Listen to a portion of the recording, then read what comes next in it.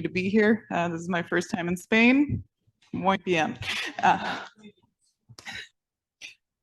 I got it backwards, I think. Okay, so I'm going to talk about unique continuation. This is a talk about PDEs, so just to get us rolling, I'm going to write a PDE like this for now.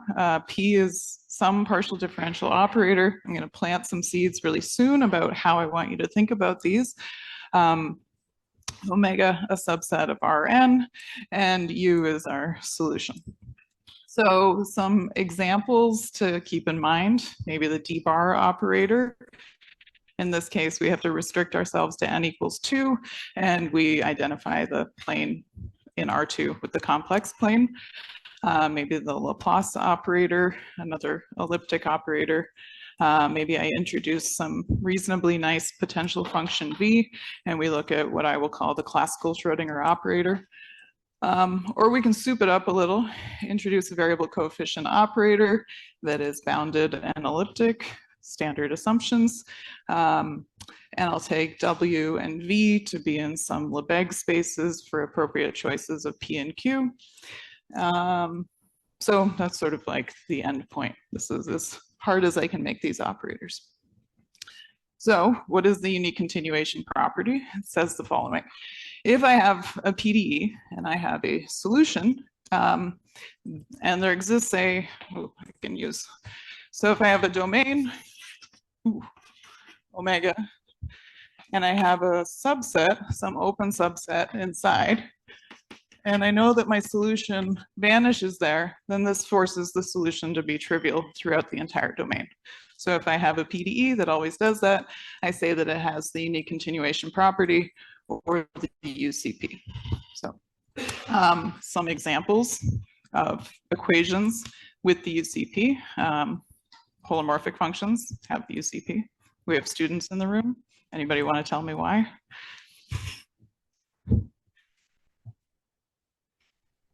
I'm used to awkward silence. No? Okay. Well, we'll just move on then.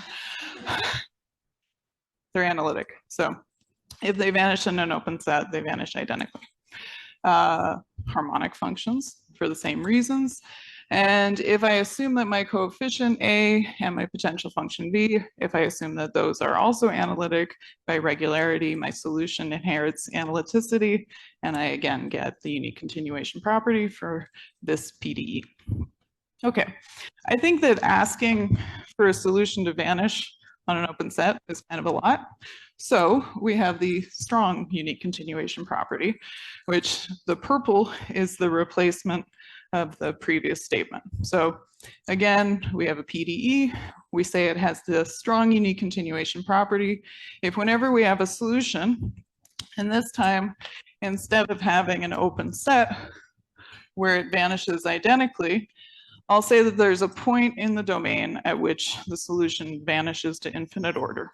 So if it's a continuous function, that means that it goes to 0 faster than a polynomial. If it's not necessarily a continuous function, there are different ways to formulate that notion. But if that happens, again, this forces the solution to be trivial throughout. More examples. So some examples of PDEs with the strong unique continuation property. Same reasons too. They're all analytic. So the reason I like these is because we're actually using analytic continuation to argue that these satisfy SUCP. And so for me, sometimes I think about unique continuation as sort of saying, like, in what ways, not regularity, but other ways, are solutions to PDEs like analytic functions? When do they inherit that sort of property? So back to our Schrodinger operator. That's my favorite operator, in case you care. This guy has the strong unique continuation property in many different situations. So we can go back to 1939 in where Carleman for V bounded in the plane proved that that equation has the strong unique continuation property. And Carleman is the guy behind Carleman inequalities, and that's one of the big tools that we use in the study of unique continuation. A few years went by, and people started sort of chipping away at what can be done. Can we look at n bigger than 2, can we look at singular potentials? And so in the 80s, there was quite a bit of activity looking at getting P sort of down to as far as it could go. And over 2 is the threshold for regularity. So that's a pretty good place to start. And that's where sort of the big result, Jerison and Koenig, 1985, they proved strong unique continuation for V and ln over 2 local using Carl-Lemon estimates. And for my souped up Schrodinger equation with A elliptic bounded and Lipschitz, V and W, and I'm going to be a little vague here, but some singular potential functions. Strong unique continuation holds here as well, and you can look at the work of Koch and Totaro for all of the details on that. Okay, so I like PDEs with the strong unique continuation property. I want to quantify this. And we call this the maximal order of vanishing. So let's suppose we're in a setting with SUCP. And I want to know what untrivial look like. And by that, I mean, I know that if a solution is not trivial, it can't vanish to infinite order. So it can't beat every single polynomial. But is there sort of a threshold where it can go from like vanishing very quickly to having to be 0 if it vanishes too quickly? And this idea, this was used by Borgen and Koenig. They have a 2005 paper on Anderson localization. So they use this sort of maximal order of vanishing to prove uniqueness of solutions in that paper. So how do I formulate such a concept? I'll start with a solution. This is a local notion, so I'll just put a solution in a ball. Think of big R as 5, 10, something bigger than 1. I'll assume that my solution is bounded on this full domain. That's not unreasonable for a solution to a PDE. I'll normalize it so that on the unit ball, it has L infinity norm, say 1 equal to 1 if you want. These L infinity norms are not significant. P equals whatever works. Often we use infinity or L2, and by we, I mean me. And what I want is a sharp lower bound. So this is sort of capturing that maximal order of vanishing on the norm on small balls. And I want to understand how that behaves as R goes to 0. Okay, and I've kind of formulated this in a funny way. I'm thinking about A1 and A2 as depending on N and C0, this upper bound. And beta is what captures properties of the operator. So for example, if P is a Schrodinger operator, V is L infinity, that's called big M, it's bound, then I want beta to depend on that M, and I want to know how it depends on M. So how can I prove such a thing? I like unique continuation. Strong unique continuation is nice. I want to quantify it for some reason. How do I do that? So a very generic answer is to use something called a 3-ball inequality. I'm going to pick 3 radii, a small one, a medium, a big one. And I want to come up with an inequality like this. So if you kind of cover up that C0, C0 depends on all the stuff. You have a log convexity statement here. So on the left-hand side, let's see if I'm good at pointing. I'm so shaky, coffee. That R1 is your mid-size ball. And then you have the small and the large over on the right-hand side. So you've got this balancing act. You have this log convexity statement. And kappa is strictly between 0 and 1. It depends on all of the radii. And so if I have something like this, if I can cook up a 3-ball inequality, then I'll set little r1, the mid-size ball, equal to 1, use the normalization condition on the left-hand side, set r2 equal to big R, use the bound on the right-hand side, and then rearrange, and that will give a lower bound on U over the small ball. And these are fake norms just meant to indicate something about what's happening on those balls. So a great example of the 3-ball inequality is the Hadamard 3-circle theorem. So I'll take 3 radii again. I'll form a quotient of logs of quotients ordered appropriately so that this is strictly between 0 and 1. And it says if I have a holomorphic function defined on a ball, then I have this log convex statement here. And this is as good as it gets. We have no constant. We know exactly what the thetas are. They're ideally dependent on the radii. So nice. Okay, so that's great if you're working with a holomorphic function. If you're working with solutions to Schrodinger equations, you have to work with usually either Carleman estimates, which here's my generic Carleman estimate. This is a weighted L2 norm inequality. I have my operator on the right-hand side. I have my function on the left-hand side. And this guy W here, W for weight. So this is something that's like a radius, but a little more convex so that you can actually prove this result. So this is a Carleman estimate. Using these, you can prove three-ball inequalities for solutions to Schrodinger equations, for example. You can also use frequency functions. This is the OG Almgren frequency function. You take the norm squared, the L2 norm squared on the sphere. You take the Dirichlet integral. You form a ratio of them. And if you have a harmonic function, then this quantity, known as the frequency function, is non-decreasing. So you have monotonicity, and you can use that monotonicity to prove a three-ball inequality. And then you can come up with different versions of frequency functions that work for different PDEs and work very hard and get three-ball inequalities. So, okay, now I want to zoom out. This strong unique continuation property is a local idea. We're trying to understand rates of or orders of vanishing. We can look at global solutions to PDEs and kind of ask about unique continuation at infinity. And I claim that you all know one result, Louisville's theorem. So if you have a harmonic function defined globally on all of Rn and it's bounded, then it's constant. This is my cartoon of Louisville's theorem. So if I'm trapped under the pink line, if my solution looks like the blue squiggle, it can't look like the blue squiggle. It has to look like the green line. You'll get more of these. So if you don't understand this one, let me know. Cartoon, Louisville. Okay, another slightly more recent result is due to Meshkov, which says if you have a solution to a Schrodinger equation in Rn, its L infinity norm is of V is say bounded by 1, and you have an exponential decay of your solution at infinity, then it's identically 0. So here's my cartoon of Meshkov. So I have this exponentially decaying envelope described by the pink line.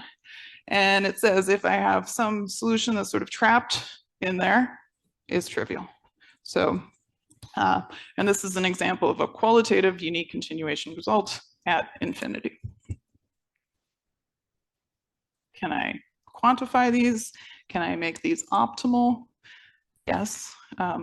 So the way that we do this is you pick a point on the sphere of radius r, put some norm around on a 1 ball there, and then you ask how small can that norm be as you move around the sphere. And that will tell us the optimal rate of decay at infinity for our solutions. Well, hopefully it's optimal. That's kind of the game we play. And this gives us a quantitative unique continuation estimate for decay at infinity. Okay, so we have this kind of global decay question we're interested in. We have these local questions we're interested in, and they are connected if we have a linear operator. So I'll assume that P is linear, like all of my examples I introduced you to. And what we'll do is we'll pick a point on that sphere of radius r, we'll center around that point, we'll rescale. And then it turns out if you want to estimate big M of r, which is your global decay, that's the same thing as looking at little m of r, your maximal order of vanishing for the rescaled function. So we can turn the global question into a local question, and again, use those 3-ball inequalities to try to answer those questions. Landis. Okay, So this is a conjecture from the late 1960s. Take V, your potential function, to be bounded. Take U to be a solution to the Schrodinger equation on all of Rn.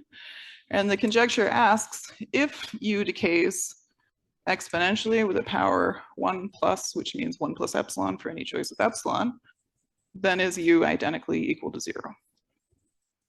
So L for Landis, M for Meshkov. So Meshkov is the lower one. That was the 4/3. So if I'm under the Meshkov line, it's identically 0. But Landis asks, what happens if you're in between 4/3 and 1?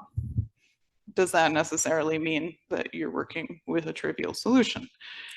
And the reason why this 1 is maybe in the conjecture as opposed to a 4/3 is look at an ODE, look at the behavior of an ODE with a constant coefficient, look at an eigenfunction that decays, and you get exactly that power of 1. So it feels natural from that sense, whereas 4/3 maybe doesn't feel so natural. So a little bit of history, back to Meshkov. Meshkov proved that qualitative estimate, which said if you're under 4/3, you're 0.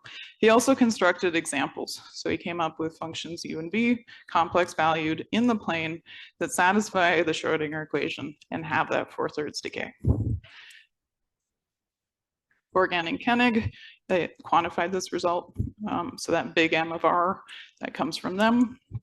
And then in my thesis, I started looking at magnetic Schrodinger equations and asking, how does that 4/3 change if you introduce W, if you allow these functions to have pointwise decay at infinity? Can you get the 4/3 closer to 1?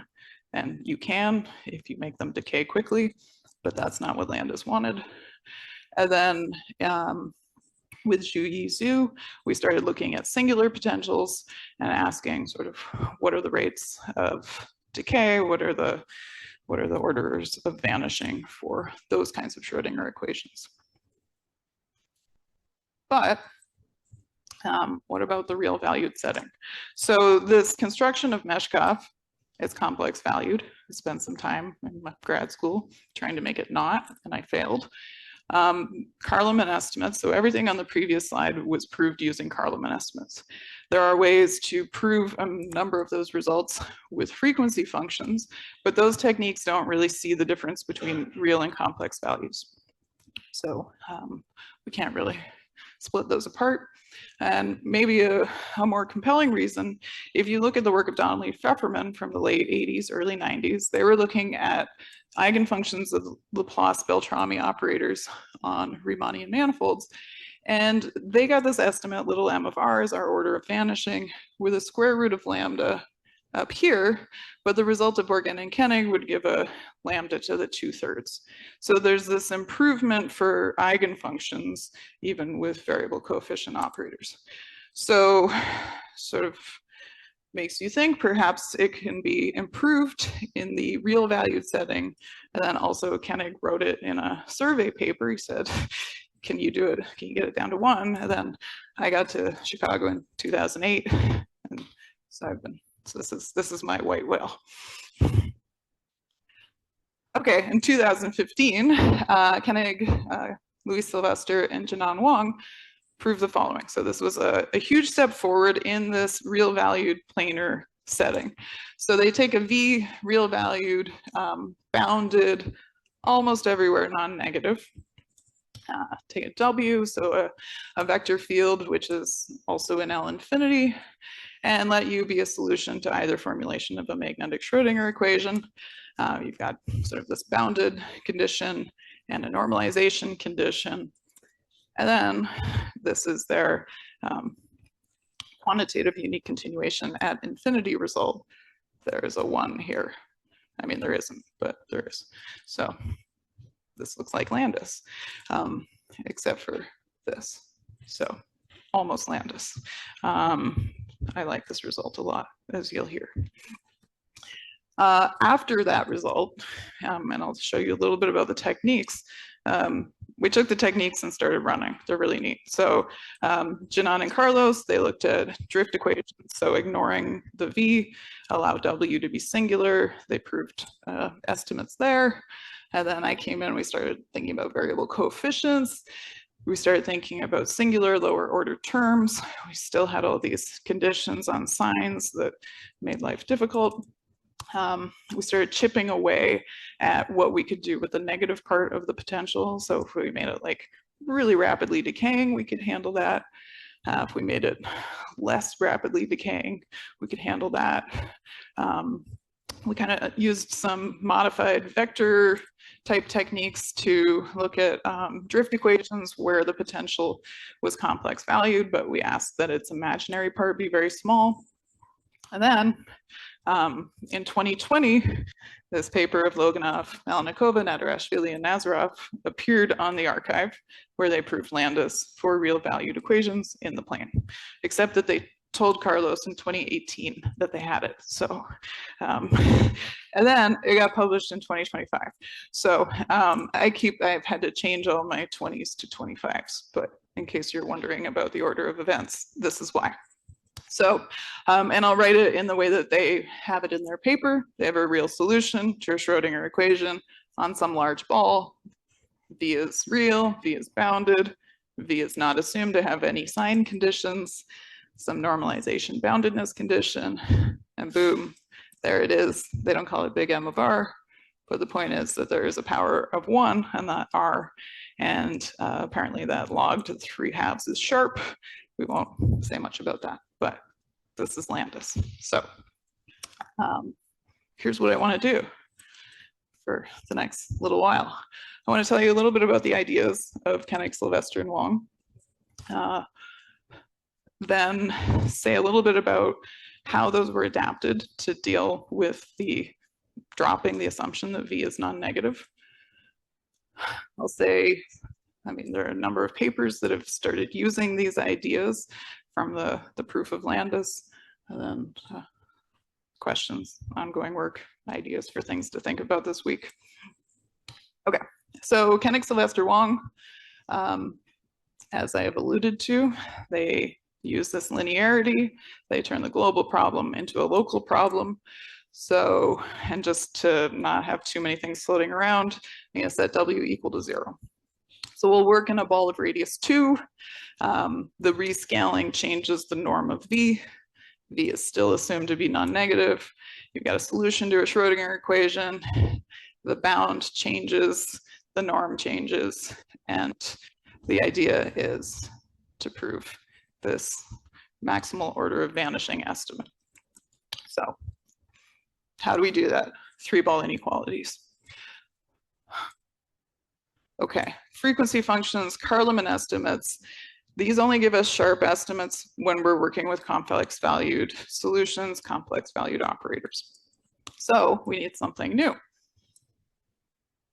We use the Hadamard 3-circle theorem. So there needs to be a way to go from this elliptic PDE to a holomorphic function. And that's why we're working with real valued functions in the plane. So we're going to use complex analysis tricks to go from a Schrodinger equation to a D-bar equation. Okay, here's the setup. Let's go. So step 1, right out of the gate, we need the non-negativity of V. So what they do is they construct a positive multiplier. This is a positive solution to the same Schrodinger equation. And the way they do it is they write down a sub-solution, a super solution, and then they squeeze and they say, here's the solution. And you get nice bounds for the solution. By elliptic regularity, you know that it's Lipschitz. So boom, great. This is gonna really help. Because that phi, that positive multiplier is positive, redundant, I can divide by it. So this quotient function called V satisfies this divergence equation. And that means that associated to it is a stream function. So if I have a divergence-free vector field, there's like a buddy, his friend, the stream function, and we can write it down explicitly And it satisfies this system of equations if phi equals 1. Those are the Cauchy-Riemann equations. So we're edging towards holomorphic functions. Okay, and now we're going to use the fact that we're working with real valued solutions. We can combine these two functions into f, where we know exactly what the real part is and exactly what the imaginary part is. And then we'll hit it with d bar and see what happens. Here's alpha. It looks bad, but it has really nice bounds, and that's the important part. So we have a solution to this Beltrami equation, and there's something called a similarity principle that says we know exactly what it looks like. It looks like a generic holomorphic function multiplied by a specific exponential function. I think of this as like in ODEs where you add a constant. H is the constant. So F is this product, d bar H equals 0. Omega is the Cauchy-Pompot transform applied to alpha. Alpha has nice bounds, omega inherits nice bounds. And there we go. Three-ball inequality, we have Hadamard, we have a holomorphic function. So we put it in, push it through. There's a little bit of elliptic theory that allows us to kind of get to where we want to be. We want to end up with norms on U. We have norms on H, but it all goes. Algebra, rearrange. We know what theta is because we have it precisely given to us from Hadamard's three-circle theorem. So that is sort of the 6-step proof of Koenig-Sylvester 1. I really like this proof. So we started sort of seeing where we could push it. We came up with some new ideas for how to construct positive multipliers. That was how we could handle having rapidly decaying negative parts of V, but we couldn't get better than that. We could work with general Beltrami equations. So if we were working with variable coefficients, we had general similarity principles. What I coined the Hadamard 3 quasi-circle theorem, which is just you look at level sets of fundamental solutions associated to those variable coefficient elliptic equations. And so that's how we did lots of stuff for 5 years. Okay, and then Loganov, Melnikova, Nadarashvili, and Nazarov proved it, no longer assuming that V is non-negative. So I want to say sort of how they did this. So they're set up, they're working in a large ball. Okay, nodal sets. So if we're looking at the 0 set of a solution to this Schrodinger equation, it's a bunch of smooth curves. So it cuts up this ball into a number of what we call nodal domains, parts where the solution is not sign changing. And then for some epsilon, I should just show you the picture. Close your eyes, don't look at the top part. Here's the picture. So here's my ball of radius r, f0, these are the nodal lines, 0 for zeros.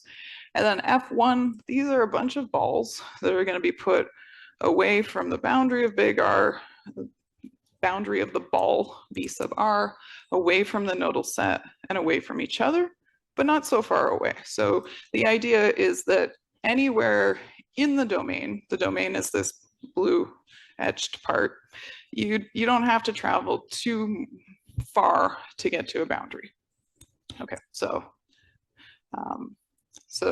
put down a bunch of epsilon disks, they form a net, define the domain omega to be points in the ball that are not on the nodal lines and not the epsilon balls. And the reason to do this is because you then have a very nice Poincare inequality. So because the distance to the boundary is like epsilon, you get a Poincare inequality where the constant is like epsilon, or epsilon squared, as it's written here. And this allows them to construct a positive multiplier. So they can construct a positive multiplier on this kind of chopped up domain. And it's really nice, it's very close to 1. It's epsilon close to 1, epsilon squared close to 1. And that's great. So they've kind of circumvented step 1 by introducing a lot of holes. this phi, the positive multiplier, it can be extended to equal 1 through the nodal lines. So the nodal lines are no longer a problem because the solution vanishes there. You can show that the quotient of u to phi is a weak solution to this divergence form equation on the ball. Take away the small epsilon balls. And great, so that's kind of step 2. We have a divergence-free equation. Step 3 previously was to introduce a stream function. We don't have a simply connected domain anymore, so that's not an option. So they do something else. This is another really neat diversion in the proof. Yes, Josh. So it's not a simply connected domain. There's no global stream function. So instead they use a Stoilov factorization. So they write this f, the solution to the divergence-free elliptic equation, as a composition of a harmonic function and a k quasi-conformal map. The k in the k quasi-conformal map, it's controlled by epsilon. Epsilon is the size of those epsilon balls. And so a quasi-conformal map takes balls to balls, disks to disks. A k quasi-conformal map takes disks to ellipses. And that k controls how much we squish the disks. So these epsilon balls are not getting squished by too much if we choose epsilon to be appropriately small. The epsilon that works is 1 over square root of log r, which is where that log to the 3/2 shows up. So now they have a harmonic function. You do this transformation, you're looking at a harmonic function on a wholly domain, whole with an E, wholly with an E. And you also have that around all of the holes, the function is not sign changing because those were on the nodal domains. So you can use Harmonic, which is great. Another new, very useful contribution. And so they have two proofs. One uses like a maximum principal argument to sort of say you have to have this sort of 3-ball inequality. They have another proof that uses Carleman estimates, but it's a different Carleman estimate, and it incorporates this Harnack around all of the balls. So you do like a cutoff around the balls, and then you can kind of say like, okay, it's good, you can absorb. So that is Landis in a nutshell. And since then, there's been some work that has used these ideas. So Herbadoja and Labalche used this idea in a problem on control theory. Labalche and Souza, they considered the most general magnetic equation, and they proved Landis in this setting using much more complicated ideas, and they get like instead of a 1, it's a 1 plus delta, but I don't care, that's awesome. And then I looked at, I was trying to be inspired by my own thesis to go back in time, and I really wanted to prove the second result, but first I proved the first result. So I looked at potentials that grow at infinity and then potentials that decay at infinity, and kind of plug them into the framework of Loganoff et al. And so with growth at infinity, it's sort of, you go through and you scale, and you get that the power is no longer 1, but it's 1 plus n over 2, and that n over 2 is sharp, that 1 plus n over 2 is sharp. If you write down a radial example of a solution to a Schrodinger equation, you get this. With decay, what I wanted initially was decay, and it didn't work, so I worked a little harder. I did a thing with a conformal transformation, and basically like took the PDE and like opened it up using a transformation. And in opening it up, I turned it back into the original Landis problem. And then after a lot of dots mean do like an iterative argument where you're kind of like doing 3-ball inequalities over and over again. You drive down the exponent, and it gets a 1 minus n over 2 plus epsilon. And the epsilon is because of the iterative argument. So, and this is also sharp if you write down a radial example. So Yeah, so those are the 4 papers I know of, I guess, so far that use the ideas of Loganoff et al. Just to throw a wrench in the story, there are these examples of Filanoff and Krimsky where they're looking at cylinders. So they look at T3 cross R, and they construct a real valued solution to a Schrodinger equation with decay like 4/3. So we know 4/3 is sharp in the complex valued setting. We know 1 is sharp in the real valued planar setting. And now we have to think about cylinders. We get a 4/3 there. Neat. And then Cole Jesnak and I are writing a paper where we saw that paper and we're like, well, let's do more. So no, not that one, this one.